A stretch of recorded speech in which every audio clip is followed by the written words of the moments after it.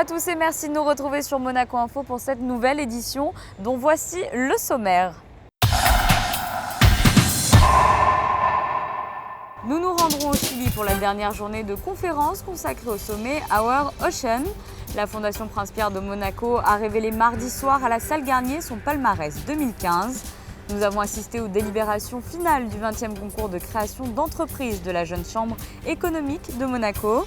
Jacques Villeneuve a intégré l'écurie Venturi pour le championnat du monde de Formule E. Nous l'avons suivi lors d'une présentation à la presse. Et pour clôturer ce journal, nous reviendrons sur le match de basketball qui a opposé les joueurs de la Roca Team aux Palois mardi soir. Nous débutons ce journal avec la suite du déplacement du Prince Albert II au Chili. La deuxième édition du sommet Our Ocean s'est clôturée mardi. Le récit de cette dernière journée avec Fabien Bonilla et Sylvain Péroumal. La première journée a été marquée par l'annonce d'une aire marine protégée autour de l'île de Pâques, la troisième au monde en termes de surface. Une annonce bien sûr en présence du souverain qui s'est rendu plus tard dans la soirée à la Cerro Castillo, la résidence de la présidente de la République du Chili, en présence notamment de John Kerry. Le lendemain, le prince Albert II a reçu en audience José Graziano da Silva, le directeur général de l'Organisation des Nations Unies pour l'alimentation et l'agriculture.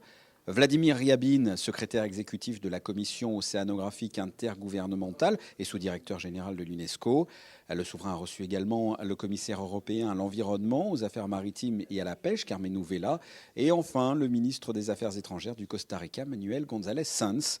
Des audiences autour de la problématique des océans à quelques semaines de la grande réunion internationale sur le climat à Paris, la COP21.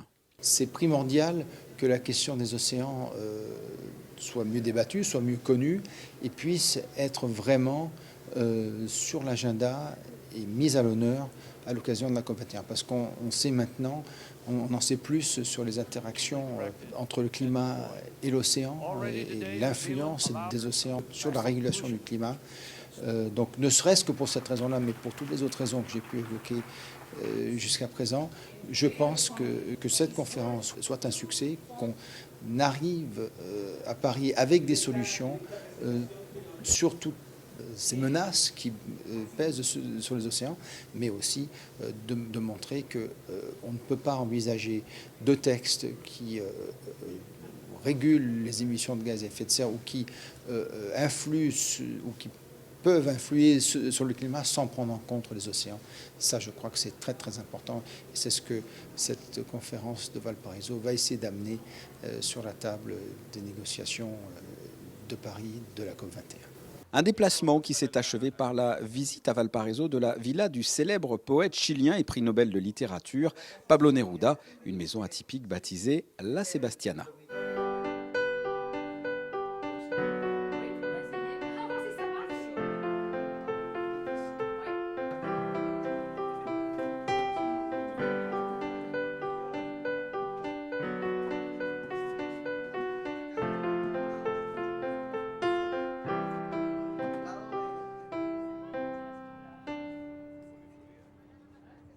Sachez que le prince souverain s'est ensuite rendu sur l'île de Pâques afin de découvrir cette nouvelle aire marine protégée. Le palmarès 2015 de la Fondation Prince-Pierre de Monaco a été proclamé mardi soir à la salle Garnier. La cérémonie a été placée sous le signe de la musique cette année. Patricia Navarro nous révèle les noms des lauréats. Ce soir, la Fondation proclame donc son palmarès pour l'année 2015 et c'est l'occasion pour nous, je vous le disais, de récompenser les créateurs et leurs créations. Après de très belles lectures, notamment l'an passé, la cérémonie 2015 de remise de prix de la Fondation Prince-Pierre de Monaco a laissé cette fois la part belle à la musique.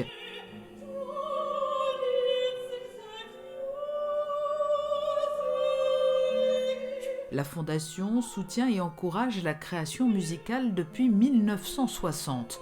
L'œuvre de musique récente qui a obtenu les suffrages du jury est un opéra en 3 actes baptisé Written on Skin et son compositeur est le Britannique George Benjamin, très ému à l'heure de monter sur scène aux côtés de la présidente du conseil musical de la Fondation, Betsy Jolas, qui n'est autre que son ancienne professeure au Conservatoire de Paris. Je suis venu à Paris à l'âge de 16 ans pour étudier au Conservatoire de Paris avec Olivier Messiaen et sa femme Yvan Loriot. Je suis entré au Conservatoire, j'ai aussi suivi les classes d'autres maîtres, parmi eux Betsy Jolas, qui était le professeur d'analyse. Et je me souviens d'un an que j'ai passé dans sa classe où elle a parlé de Beethoven et de Varèse. Et je suis resté toujours amicable avec Betsy depuis 40 ans. Et alors je suis très ému de venir ici, de recevoir ce prix. Donc le jury est fait de mes collègues compositeurs, de tout le monde, d'auteurs de tout le monde. Et en plus que la présidente soit Betsy aussi. De jeunes élèves de Monaco, collégiens, lycéens et musiciens de l'Académie Régnier III ont quant à eux décerné leur coup de cœur au compositeur estonien Erkki Sventur pour son concerto pour clarinette et orchestre Peregrinus Ecstaticus.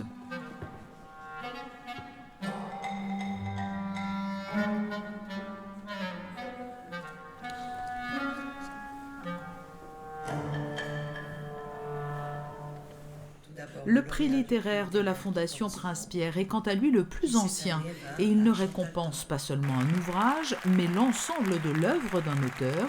Cette année, c'est Chantal Thomas qui voit ainsi l'ensemble de son travail couronné. C'est beaucoup plus tonique, dynamisant et profondément encourageant, que ce soit la totalité. Et en effet, c'est extrêmement bouleversant même. Alors vous avez évoqué sur scène cette période de l'histoire de France qui sert de toile de fond à la plupart de vos ouvrages, mais surtout vous avez dit quelque chose de très joli, c'est l'enfant qui est en vous, qui guide un peu la main de l'écrivain finalement. Oui, j'ai écrit d'ailleurs un de mes premiers livres, c'est La vie réelle des petites filles. Et l'enfance que j'ai passée à Arcachon d'ailleurs, au bord de l'eau, est quelque chose qui est en moi. Ce n'est pas une manière de me tourner vers un passé, c'est une manière d'être dans le monde. Et en particulier de l'enfance, enfin moi je pense qu'un des dons les plus précieux de l'enfance, c'est d'avoir un contact physique avec le monde immédiat et constant, et une sorte de très forte empreinte des événements et de chaque journée. La Fondation Prince-Pierre récompense également d'autres écrivains à travers 2 autres prix. Il y a le coup de cœur des lycéens. Ce jeune jury, composé d'élèves de Monaco, a choisi de mettre à l'honneur Étienne Guéraud pour son livre Le clan suspendu. Et la bourse de la découverte, qui vient mettre en lumière une première œuvre, est revenue à Jean-Noël Oringot pour son ouvrage La fleur du capital. C'est un immense plaisir, c'est une grande surprise, ça va m'aider en plus à continuer mon travail d'écriture. Donc j'en suis ravi, à la fois surpris et véritablement enchanté. C'est effectivement mon premier roman publié et terminé, c'est-à-dire que je n'ai jamais pu finir quoi que ce soit avant. C'est peut-être aussi pour ça qu'il a ce volume, ces 764 pages, parce que j'y ai joué un peu mon va-tout en fait.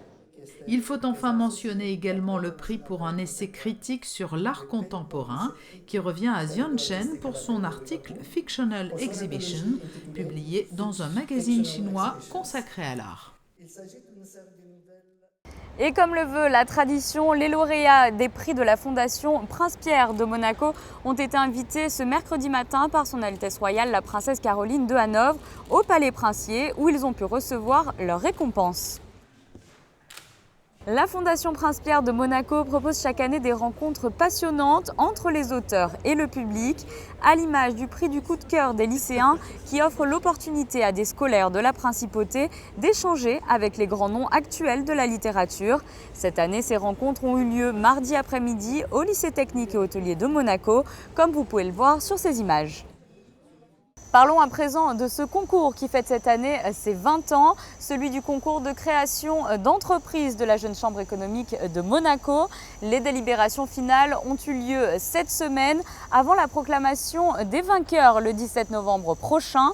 Émilie Rousseau vous en dit plus. C'est un concours qui a fait ses preuves au fil des années. Créé en 1995, le concours de création d'entreprise de la Jeune Chambre économique œuvre à promouvoir l'esprit entrepreneurial en principauté et est destiné à tous les jeunes porteurs de projets âgés de 18 à 40 ans. Cette année, la JCE a reçu 26 dossiers, 11 ont retenu l'attention du jury, des dossiers de projets très innovants et qui attestent du dynamisme des futurs entrepreneurs monégasques. La Jeune Chambre économique de Monaco, sur ses 20 ans passés, a de plus en plus de porteurs de projets chaque année. Donc ça, c'est déjà un bon point. Mais cette année, tout particulièrement, on a énormément de projets vraiment locaux, de monégasques ou de résidents monégasques. Et c'est la première année où on a vraiment autant de porteurs de projets de Monaco. Cette semaine, les candidats sélectionnés soutenaient leur projet à l'oral, une audition importante car il s'agit là du premier contact avec le jury, des premières questions directes avec des professionnels. Les 11 finalistes vont passer pendant un quart d'heure à présenter leur projet devant le jury et après un quart d'heure de questions-réponses avec le jury. Vous parlez du jury, est-ce que vous pouvez nous dire de qui se compose le jury ? Alors le jury est composé de membres de la Jeune Chambre économique de Monaco, de représentants des institutions comme le Monaco Business Office, comme l'expansion économique et également comme un représentant des experts comptables et des entrepreneurs qui sont dans la principauté de Monaco. 15 minutes de présentation, 10 minutes d'entretien avec le jury. Le temps a dû paraître long pour ces candidats qui défendaient leur projet Food Language, un système de QR code qui traduit les menus des restaurants en français lorsque vous êtes à l'étranger. Un projet qui a déjà gagné le Startup Weekend de la JCE cette année. Dans l'ensemble, ça s'est plutôt bien passé. La présentation, un peu de stress, mais au final, le jury, je pense, a bien compris et bien cerné le potentiel du projet Food Language. Et du coup, ils ont posé des questions assez cohérentes, on les attendait. Et du coup, assez content de ce premier concours. En quoi ça serait important pour vous de gagner ce prix du concours d'entreprise ? Je crois que c'est pas vous avez déjà reçu un prix de la part de la JCE. Ce prix-là, c'est rentré plus dans le vif du sujet. Par rapport à notre plan de financement, par exemple, ça peut être un apport non négligeable. Et deuxièmement, je pense que ce qu'on a aussi mis finalement dans le business plan, c'est que ça a un effet mécanique d'entraînement. Vous voyez, ça va faire venir des gens, ça donne de la luminosité, de la visibilité, et on est amené à rencontrer des personnes qui peuvent venir participer autour de tables de Business Angel.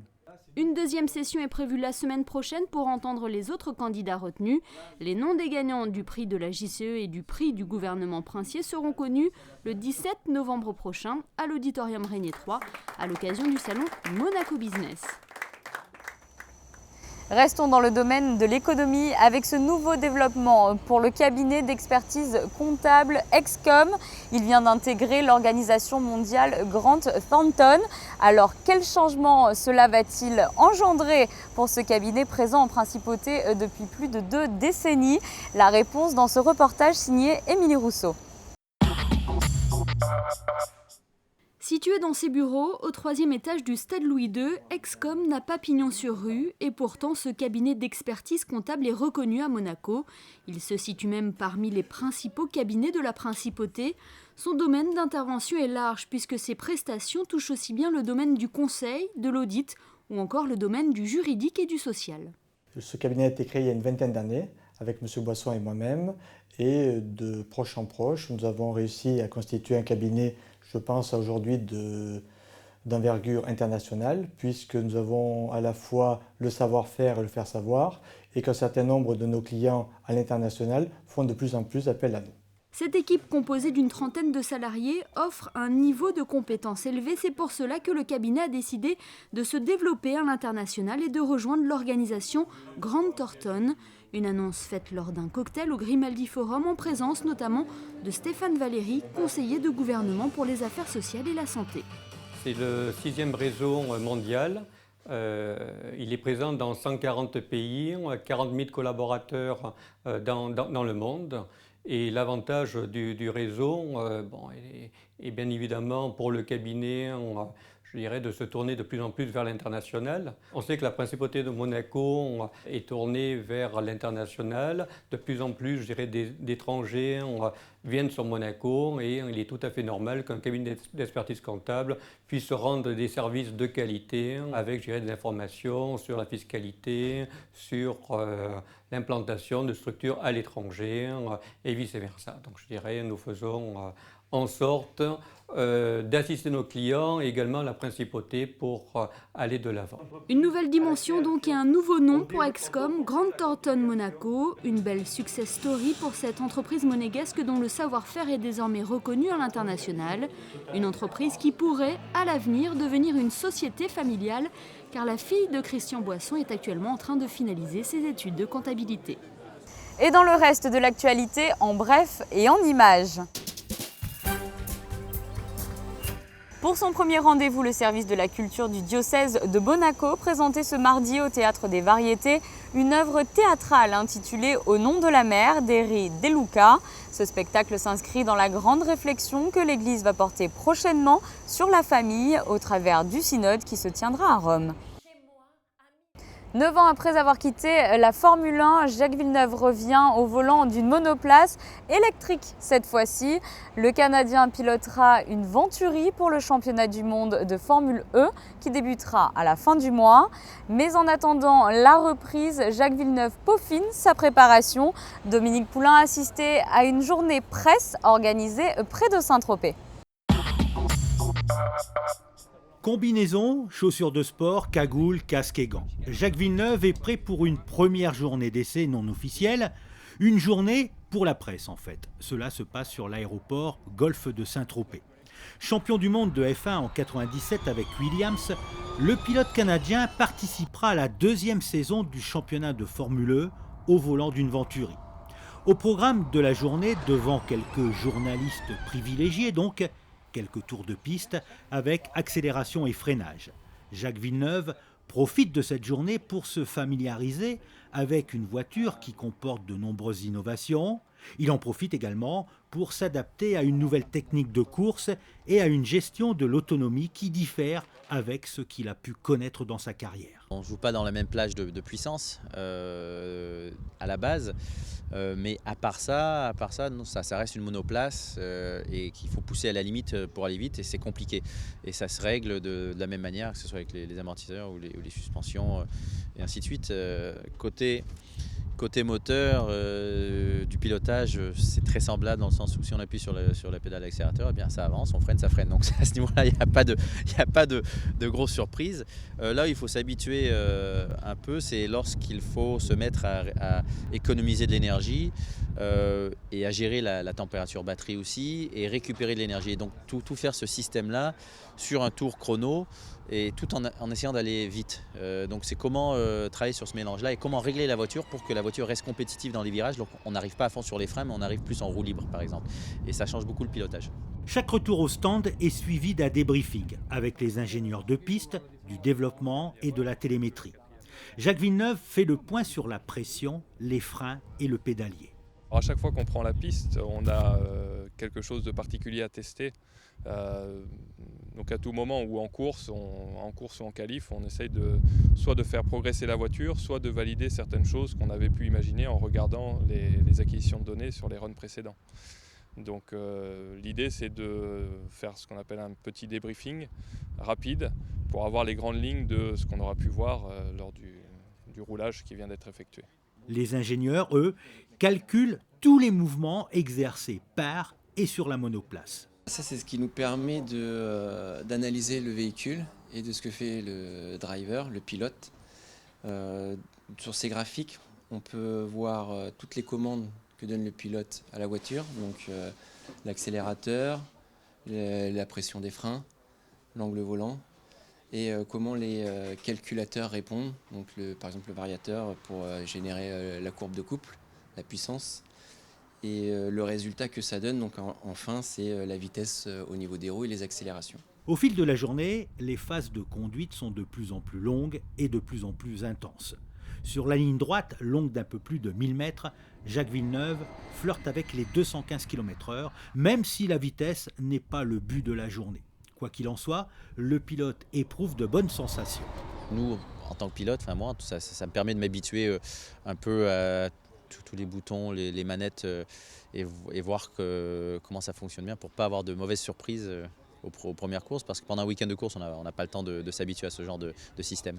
Au sein du team Venturi, l'ancien champion du monde de Formule 1 remplace Nick Heidfeld et fera équipe avec Stéphane Sarrazin, avec l'objectif d'être compétitif bien sûr et de décrocher au minimum une victoire.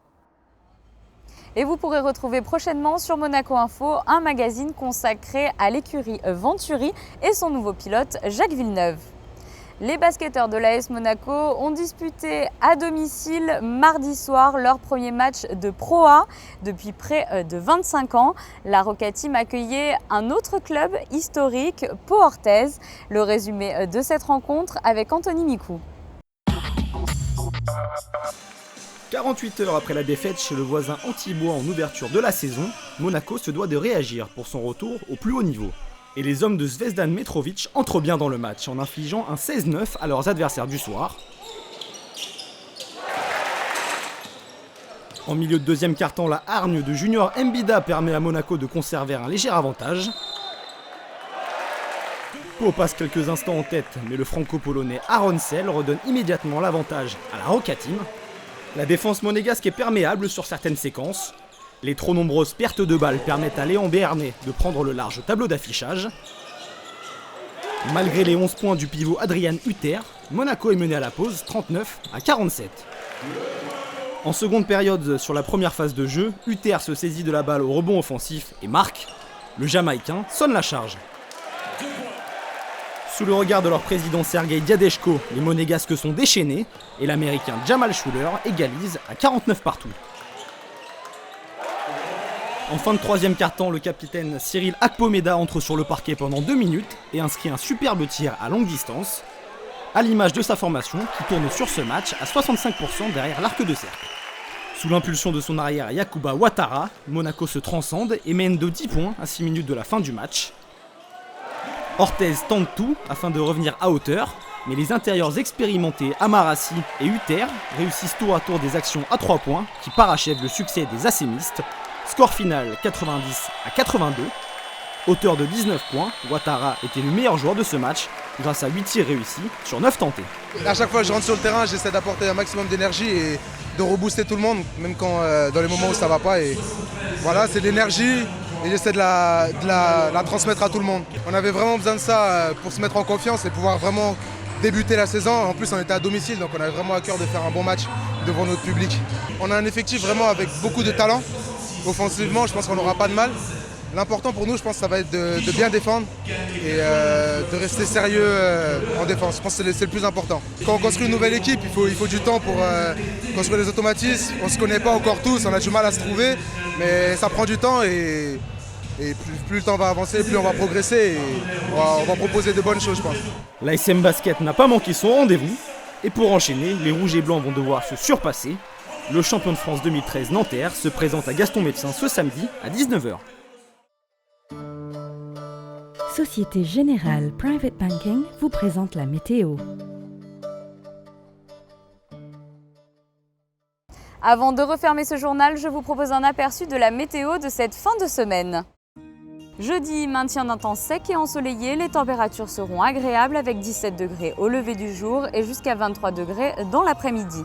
Vendredi, soleil légèrement voilé, sans toutefois de dégradation notable du temps. Les températures seront plus proches des normales de saison. Il faudra compter 21 degrés au plus chaud de la journée.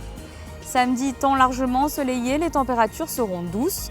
Et finalement dimanche, peu de changements pour cette fin de semaine. Le soleil sera au rendez-vous avec 22 degrés au plus chaud de la journée. Ce journal est à présent terminé. Merci de nous avoir suivis. Retrouvez dans un instant le portrait du jeune pilote monégasque de Formule 3, Charles Leclerc, réalisé par Anthony Micou. Je vous dis pour ma part à très bientôt sur Monaco Info. La météo vous a été présentée par Société Générale Private Banking.